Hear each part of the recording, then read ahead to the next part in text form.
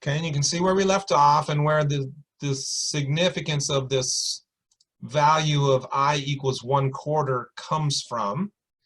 You know, the maximum of influence is when the depth equals 0. And when the depth equals 0, you have that B over Z and L over Z is essentially M and N are infinity, right?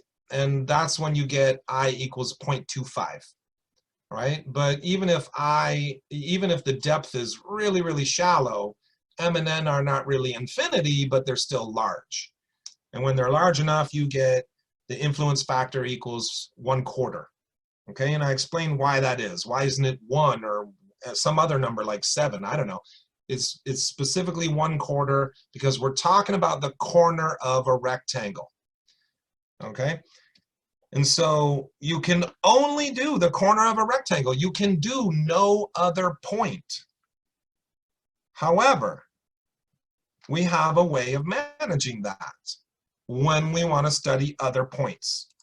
So like it says here, wait a second, you can only do the corner of a rectangle. It can only be under the corner. How do we get the center or any other point in a rectangle? Or even, like I said, there's influence outside of the footprint. So sometimes we might want to be, we're interested in a point that's like a couple of feet away from the side of the building. Maybe it's 2 feet out and 7 feet down. Is that still in the influence zone? Well, we all agreed that there is influence even outside of the footprint, right?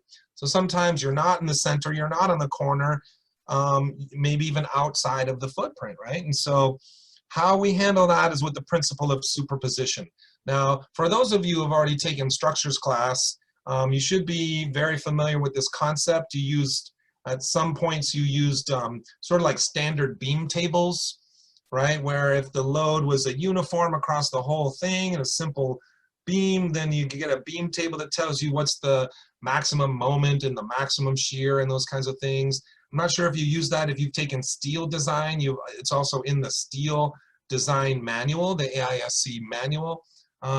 But you know, it's not always matches perfectly with one of those load cases. But if you take load case 1 plus load case 2 plus load case 7, superimpose them together, you get a little bit more complicated load case that you're actually interested in, right? That's the concept of superposition. If we take this load and layer it or superimpose it with that one and another one, we can take several simple load cases combined together or superimposed using the principle of superposition to create a more complicated load case that matches the problem that we're working on. All right, so that is the principle of superposition. It's really like layering, and you just consider what is the sum total of all of these simple rectangles that created this more complicated pattern. Okay, so superposition. I sort of got into this earlier when we have to consider all of the sources of total stress and all of the sources of induced stress. Like, what if there's a structure right here, but what if there's another structure nearby and they both influence like point A, the point of interest, right? And so let's start with that situation. Also notice that you see here on this slide, both of these structures are a different size. Both of these structures have excavations, right? So we have to figure what is Q net, and that goes part of the way towards answering your question, Gabe, right? What's Q net for that one, but what is also Q net for this one? And again, that's only part of trying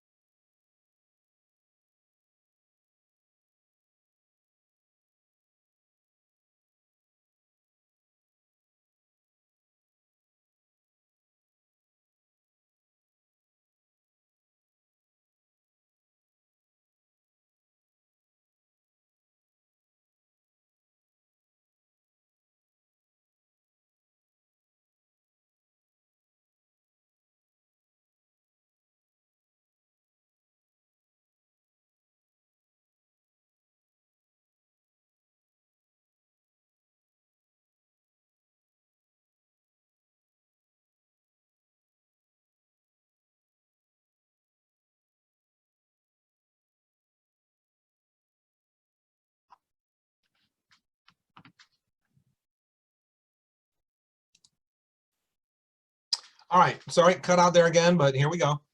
So I'm not sure where I cut out, but as I was saying, we have two different structures here. Both of them have excavations. Both of them have different bearing pressures. We have to consider what is the net stress. What is the net bearing pressure caused by each of these structures, right? Let me go back to the screen share. What is the net bearing pressure, not Q1 or Q2, but actually Q net when you account for the excavations? All right, and as I was saying, that only is part of the answer to your question, Gabe. This is the first part, but not the final part in figuring out what is Q for each individual rectangle, okay?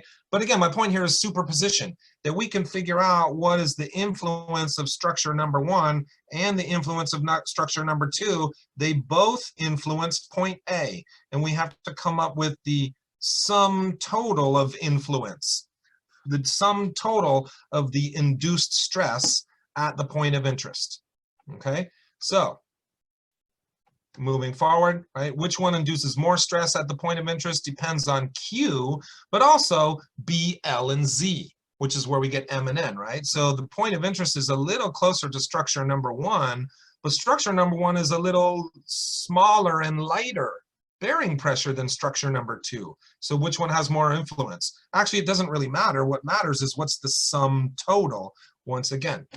All right, so it depends on B, L, Z, and Q for every structure that's nearby. What if one of the areas was an excavation, not a structure, but actually an excavation? Well, this time, again, we talked about how that Q on this point, the plane where the load is applied, that's the bottom of the excavation and or the bottom of the footing. That's really the same plane, right? In this case, it would be a negative Q for this area, right? For the area of the excavation, right? But it doesn't really matter. We still consider the total sum influence of all the nearby structures, okay? We talked about this already. How would you figure out the bearing, this negative bearing pressure caused by excavation, right? If you take that soil down, I would consider that like a negative H. So the Q from the excavation is a negative. The Q from the structure is a positive. We have to figure out that net bearing pressure. Okay, so we've talked about this already. I'm just sort of hitting that one again, this net bearing pressure idea, accounting for the excavation and the structure itself, right? So Q net equals the bearing pressure from the structure minus the negative bearing pressure that came from the excavation. Okay, so first the excavation, then the structure gives us our net. Now that assumes, right, because we're just combining these two together, that assumes that the structure and the excavation have the same footprint, which is common. We often dig an excavation bigger than it needs to be. Then when we build the structure, we backfill in. We backfill soil back in up against the structure so that we don't usually leave a gap, so that generally the excavation ends up being the same size as the structure itself. Okay, so that's common, right? Assuming the structure and the excavation are the same exact size with B, L, and Z, right? And again, where is Z coming from? Never, never, never the ground surface. Always, always, always, including the excavation, it is always from where the load is applied. Okay? Now, back to this idea of superposition. We're sort of superimposing multiple structures, but also structures and excavations, counting them together by superposition, right? But also, what if the two loads were right next to each other? Two structures actually touching each other like there was no gap. And what if both of them were the same size and everything else? They had the same Q. Well, now that's really just like one big structure. But we're no longer under the corner. Okay, we're no longer under the corner. We're actually under, well, it looks like not exactly the center either, right? No different if the two loads were right next to each other. So what this allows us to do is think about it. Well, instead of one big rectangle, why can't I consider this as 2 smaller rectangles, or 4 or 8 smaller rectangles?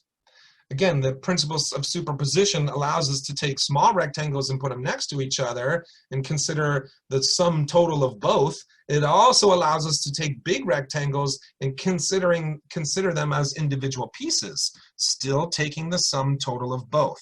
So that's what superposition is. So if we have to be under the corner, I can't exactly do this big rectangle. Please remember, it is the most common mistake. You have to determine what is the appropriate superposition pattern. You have to determine that for any given problem, right? Every single rectangle has to be the point of interest directly below the corner of every rectangle that you consider. You cannot do any other point. So, if you want to do some other point, you have to break it up into multiple rectangles. Let's say I take this somewhat large structure, and the point of interest is not directly under the corner. What do? I break it up into 2 structures. Now in plan view, that's 2, it is 1 big rectangle, and maybe the point of interest is somewhere below, right? In cross-section or elevation view, profile, cross-section or profile, we don't see the 3rd dimension into the page, right? But in plan view, we can see that it's not directly below the edge, it's not directly below the center, and therefore, this is not actually 2 different structures. I actually have to break this up into 4 different structures.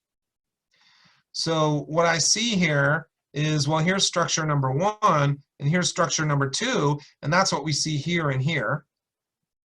But going into the page, we also recognize that we need a structure number or rectangle number 3 and rectangle number 4. Noticing that we cannot consider the large rectangle that we really want. We have to consider 4 smaller rectangles. 4 smaller rectangles where each one of them has the point on the corner or some distance below the corner. Every one of the rectangles has to have the point of interest below the corner. Okay, now, what if you happen to be directly below the center? Again, in plan view, what if the point of interest happens to be directly below the center? Okay, so plan and profile or cross-section. You can multiply it by 4 because you. That's right. In this case, So it equals 1. If you're that's right. If you're exactly in the center, all 4 rectangles are exactly the same. If you're not exactly in the center, they're different sized rectangles. But if the point of interest happens to be in profile, actually, that might be something more like this. And again, the ground surface happens to be directly below the center, right? In profile, we see that. Okay, again, Z is always measured from where the load is applied, not from the ground surface, okay? So if it's exactly in the center, I get rectangle 1, rectangle 2, rectangle 3, and rectangle 4, but they're all the same size. And how big are they? Well, remember, each one has its own B and L, sorry, L1, because L is always bigger than B.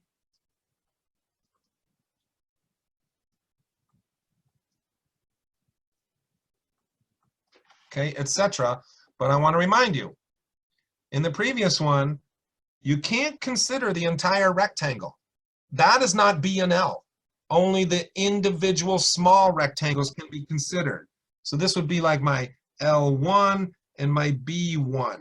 My, well, whichever one's bigger, maybe the way this is arranged, that looks like my L2 is bigger than my B2. This one in the corner looks like almost a square, L2 and 3 and B3.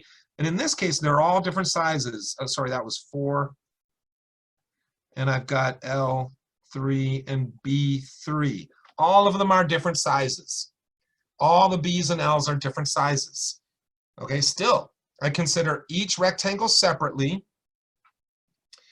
and it is not related to the original rectangle. All the B's and L's are related only to the smaller rectangles. But in this case, I say delta sigma at the vertical total stress induced at point A is equal to, well, what's the stress induced from rectangle 1? And what's the stress induced from rectangle 2? And how about rectangle number 3 plus rectangle number 4? Okay, now only if they're all exactly the same size and everything, that means B, L, Q, and Z. Well, then I can really just take any one of them.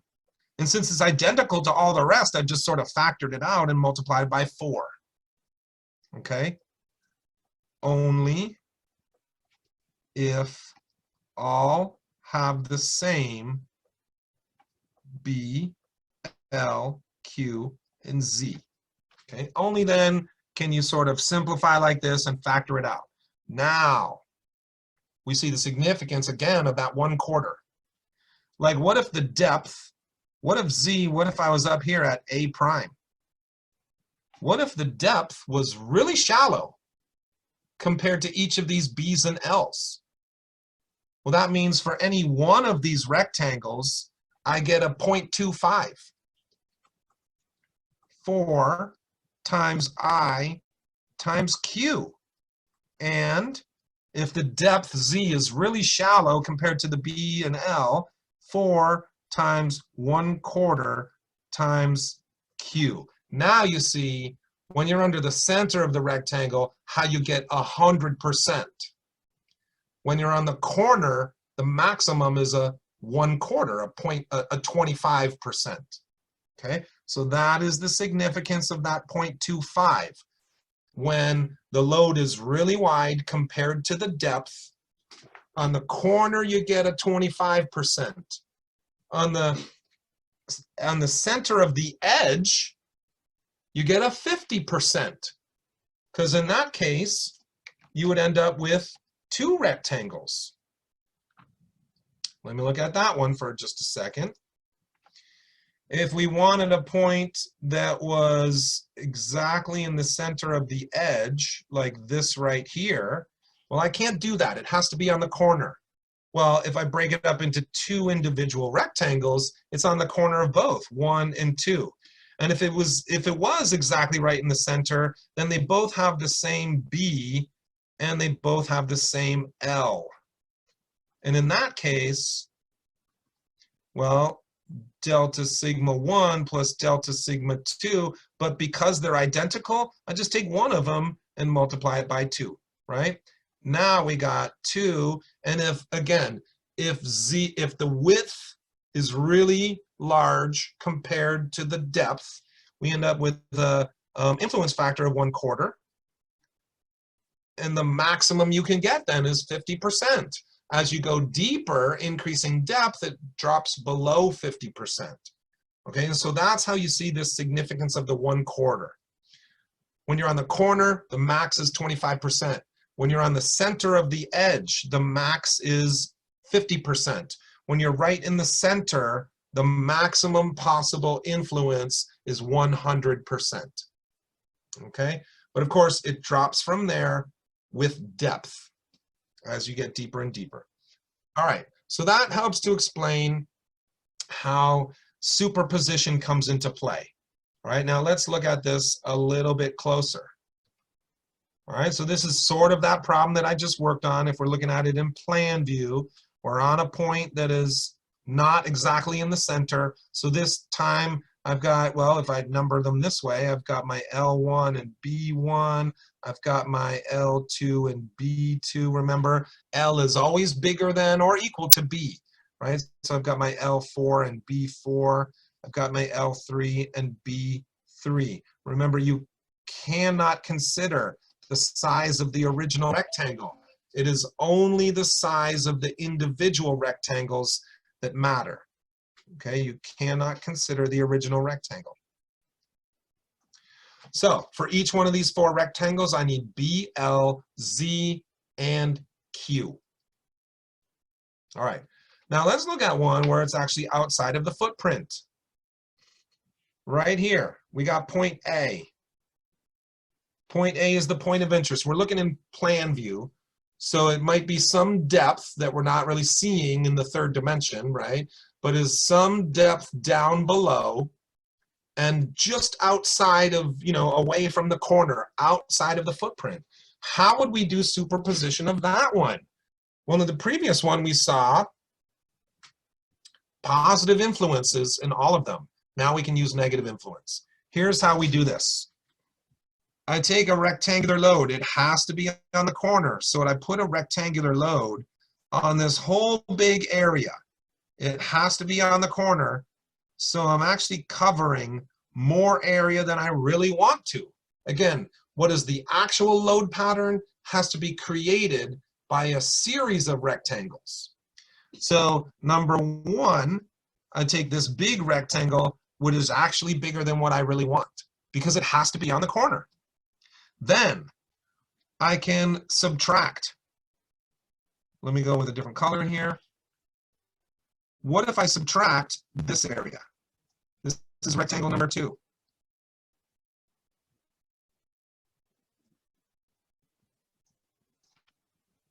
Okay, which is right here.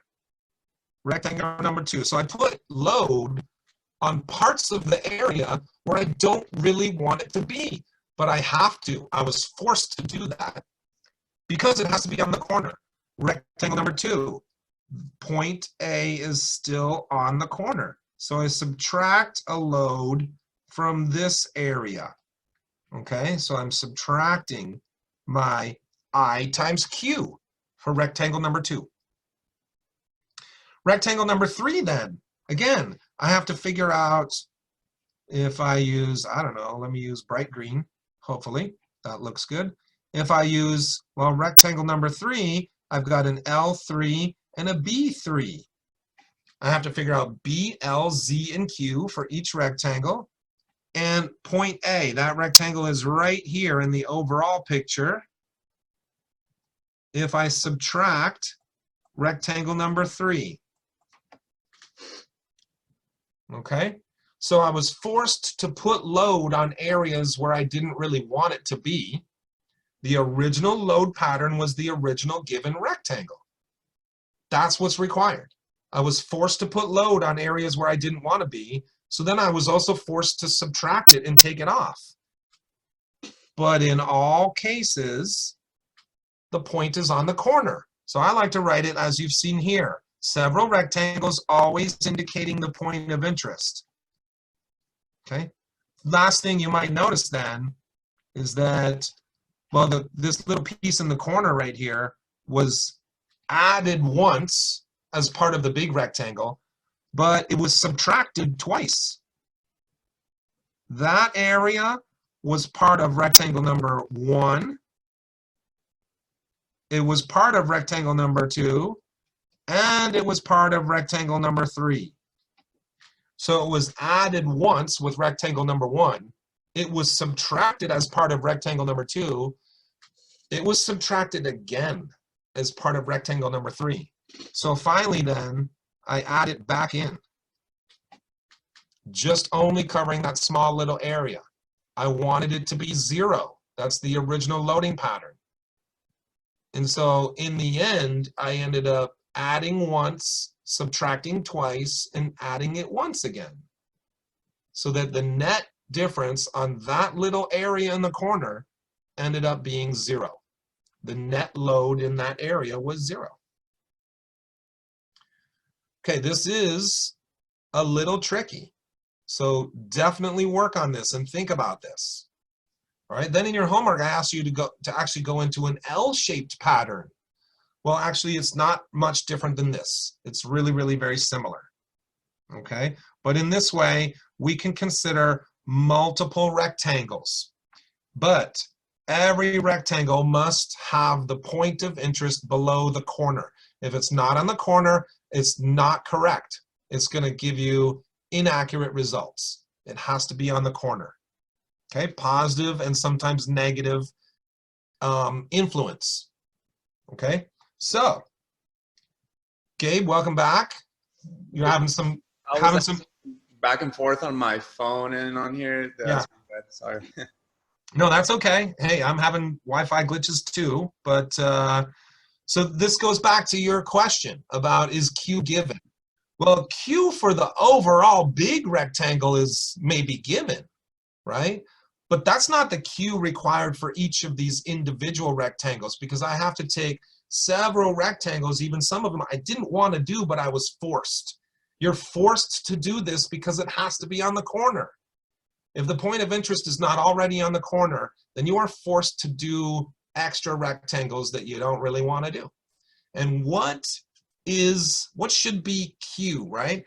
Geometrically, you can try and see right here what is B and L, and pretty easy is to figure out Z. What's B, L, and Z for every rectangle, but what about Q? What is Q for every individual rectangle, all right? And here's my answer to that. When I say Q sub I mean any individual rectangle in your superposition pattern. Any individual rectangle in the superposition pattern, okay? Not necessarily the one that was originally given, but like I said, you're adding and subtracting rectangles that you didn't really want to do, but you're forced to. So for any one of those individual rectangles, what should be its Q? And the answer is, well, what is the applied load Q, the applied bearing pressure Q that you want to be there? How much load do you want to be there? So that previous problem a second ago, on that little spot in the corner, I wanted it to be 0, right? That's what the end result is supposed to be. It's supposed to be 0 for that little rectangle in the corner. But how much load has already been placed on that area? How much bearing pressure has already been placed on that area because of the other extra rectangles that you had to do? So for any given rectangle, you have to think, well, how much do I want and how much have I already done? And you're looking at the net difference between those two. So I added on load where I didn't really want it to be. Now I got to subtract it off. Okay, so let's look at that a little bit closer.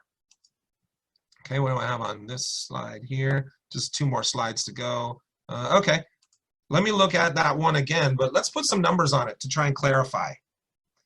Right, so I have the required loading pattern, let's say, looks like this. And the point of interest is right out here. Okay? And let's say, just to keep it simple for now, let's say that the, so this is the required loading pattern. What is the required bearing pressure? Right? And so point A is some distance down below, some depth below, and just off outside the corner, outside the footprint, right? Let's say the required net bearing pressure. Let's say we've already accounted for if there was any sort of excavation, and you know, the building pressure. Let's just pick a number. It doesn't really matter what it is. Let's just say, I don't know, 300 kPa. All right, 300 kPa is what's required, but only on that black rectangle. But the point of interest is outside of the rectangle. Okay, so what am I going to do? Well, I'm going to take rectangle number 1, where it's going to cover this whole area. Rectangle number 1 is going to cover that whole area. So rectangle number 1 looks like this. Point A is on the corner, and let's say I put Q equals plus 300. So I put 300 kPa pressure on a rectangle. A is on the corner, but that rectangle is bigger than I really wanted. Okay? So then, I forget exactly what colors I used. I think blue was the next one. So then, I consider rectangle number 2, which covers this area right here. And so that looks like this. Point A is on the corner. Well, how much load have I already put on that rectangle? It was part of the previous rectangle, right? So how much load has already been put on that area? How much load do I want it to be? I've already put 300, but I want it to be 0. There's not supposed to be any load in that region. So let's go back up. Okay.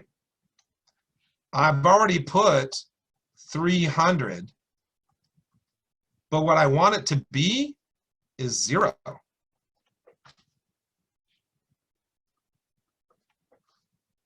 So if you think about that logically for a second, that equation makes sense.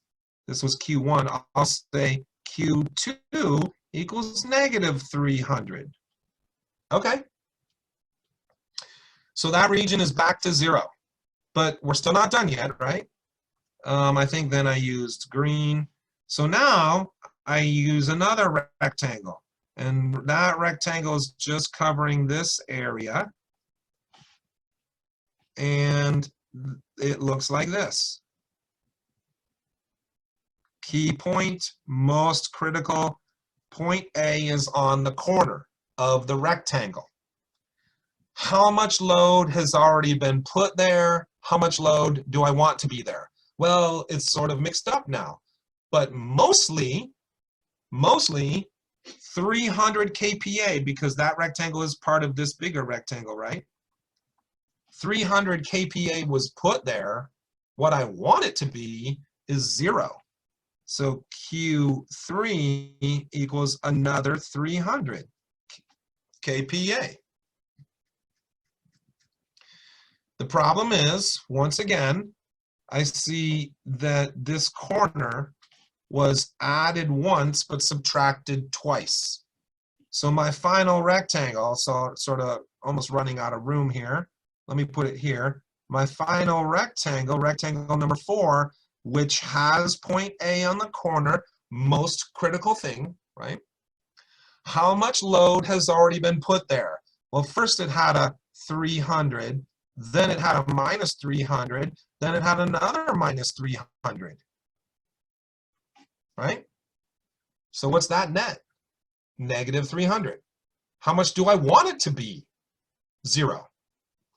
So it currently has a negative 300, but I want it to be 0.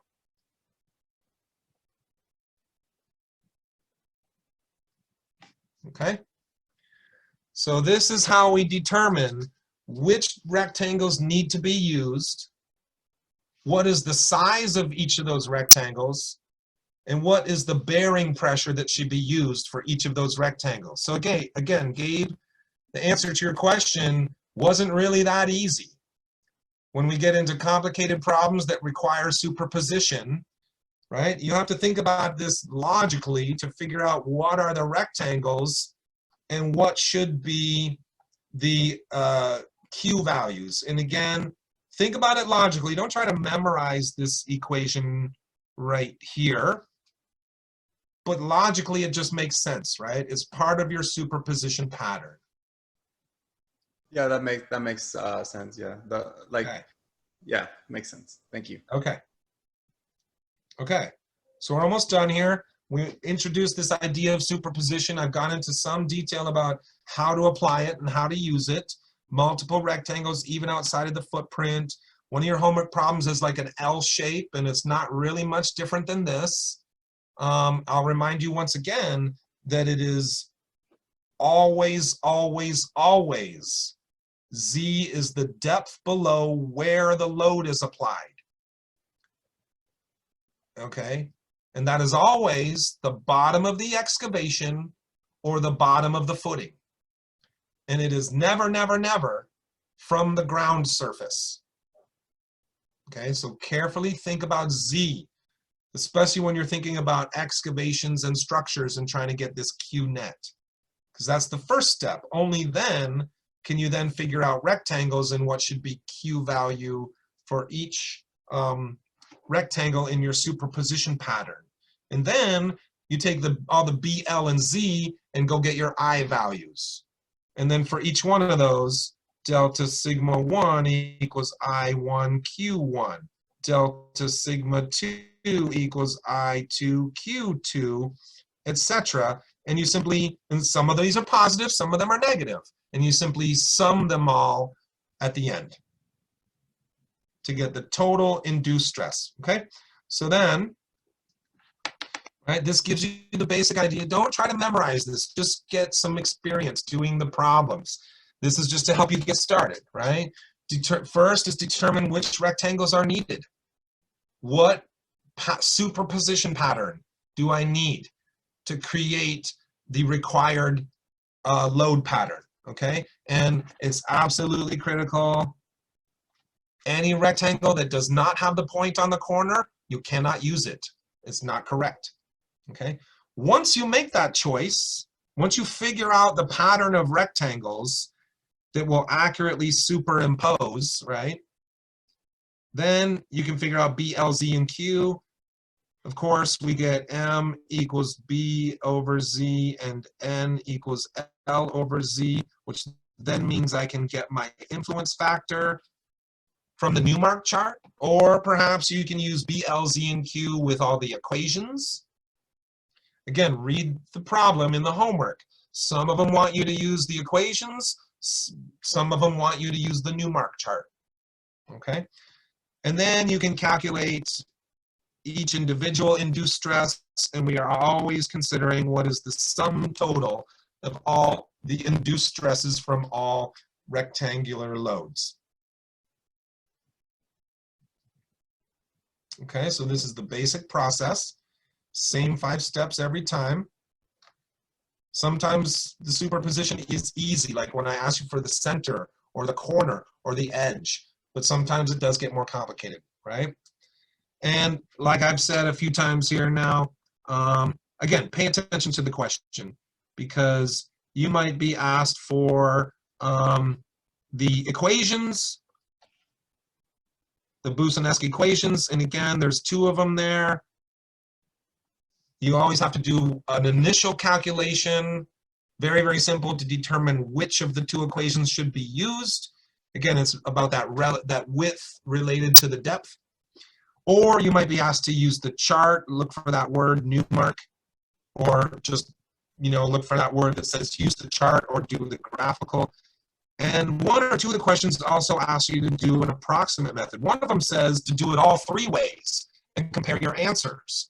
If you read the chart accurately, the equation and the chart will give you the exact same answer, as long as you read the chart accurately, and of course use the equations accurately, right? The approximate method, of course, in some cases is close enough. That's why I asked you to do that particular problem. In some cases, maybe it's not quite accurate enough, all right? So read the question, because it tells you which method you should use. All right, that's it for Module 7. Are there any questions before I stop the screen share? So going back to the example you just did of the slide 62, I believe. Yeah. So like, I know you said like to not really focus on the equation, but so for the first one, like it's the desired is the 300, right? Because that's going to be the main stress that's going to affect the point A. Right. Most of the area is supposed to be 300, yes. Yeah. So none has been placed other than the desired 300, which is why you get the 300. Well, actually, before I do the first one, right? Before I do the first one, my Q desired is 300, and my Q already placed is 0. Yeah. Yes. Okay. Before I do the first one. Yes. Oh, before you do. Yeah, yeah.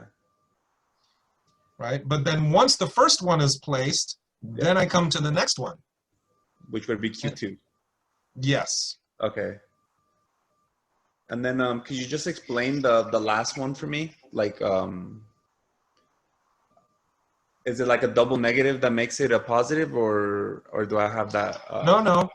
No, it's because, right, this is my Q placed.